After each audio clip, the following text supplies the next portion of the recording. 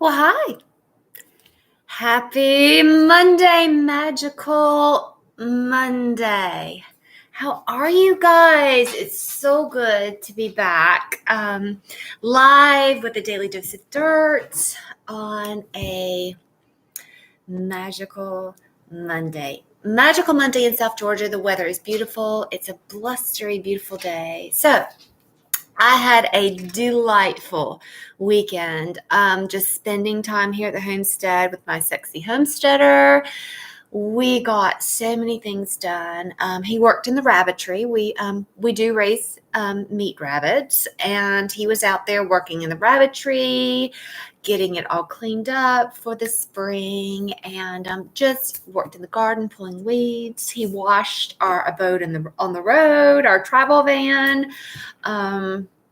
So yeah, it was a really good, productive weekend. I spent some time here in the kitchen, in the apothecary, in the laboratory, and harvested kale and Swiss chard and carrots, and we have plums too. Plums.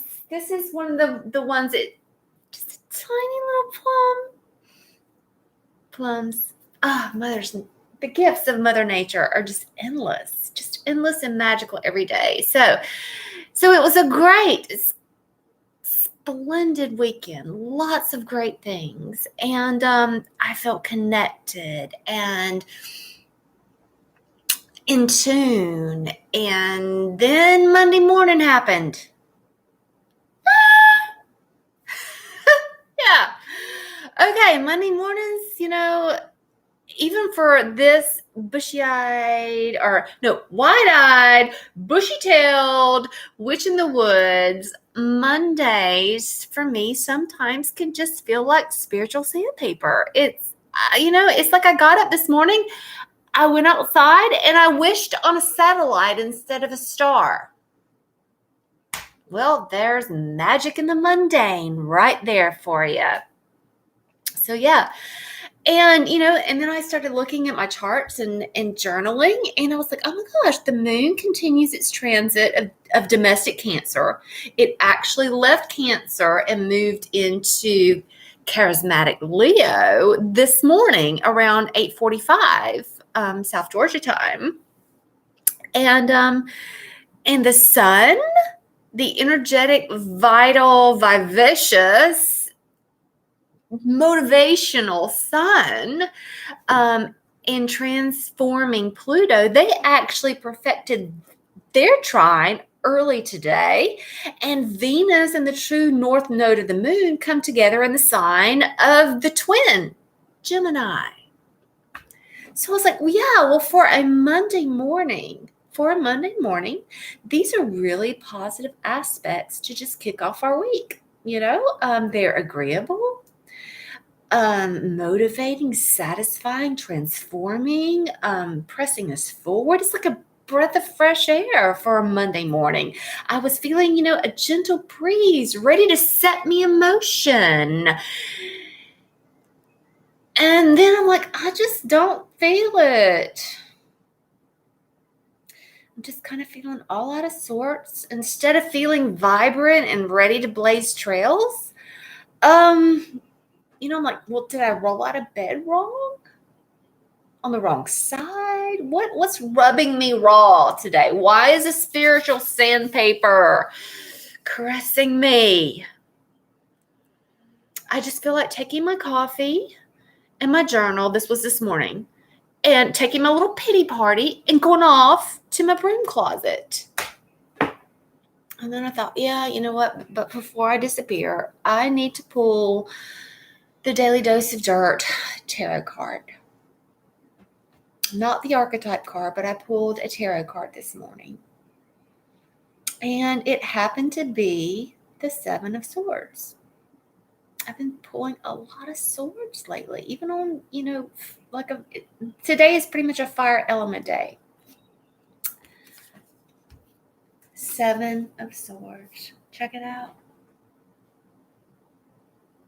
Okay, so And then I kind of, I was like, oh my gosh, the universe just has such a way of humoring me. Wouldn't you know it? Look, there I am. That's me. That's me curled up in my broom closet. So before I even got to the broom closet, I already knew. Yeah.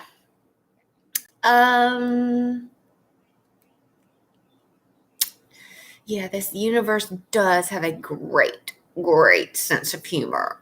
So, and of course, the first thing I like to do is I sit here in the dark in the morning and I was examining this card visually first before I even decided to delve deeper. So I'm looking at this card and you can see too. So let's examine it together. The visual aspects of the card with me. The sly fox, me. The sly fox, she's curled up sleeping, or so we think. But look again. No, she's not sleeping. She is peeking out of one eye. She perches upon a sword, her sword, and 6 more elaborate swords are suspended in a horizontal line, and they're all pointing right. And then there's a black and white background of lines that are forming a diagonal that are making us focus, bringing my attention right down to that eye of the fox again. Yeah. Don't be fooled. This little fox, she is very, very much awake, and she is very much aware of all of her surroundings. And it made me wonder this morning, what is this sly little fox planning? What is she doing with that sword? She's sleeping on a sword, or resting perched upon a sword, not sleeping. Are her intentions shameful? Shady? Is she shady? Is she secretive? Is she hiding something? Or maybe she just really wants to be left alone. She wants to brood in her broom closet alone.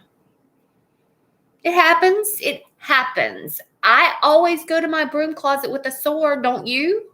Sure. So there are many ways to read the Seven of Swords. Yes. Some may look at this as a negative card, maybe, that someone's hiding something or being deceptive or not true. But for me today, this card is reminding me that, yeah, sometimes it is necessary just to step away from the Monday, from the day. Maybe the best approach to navigate forward does require an escape to that broom closet or your sacred place. I call my sacred place a broom closet, or my heart, or where I can go and be quiet. And I can really sneak away and just ask myself, what's really wrong, Shannon? Why are you feeling off? Why are you feeling aloof? Are you playing mind games with yourself? I do quite often. Are you avoiding responsibilities? Possible.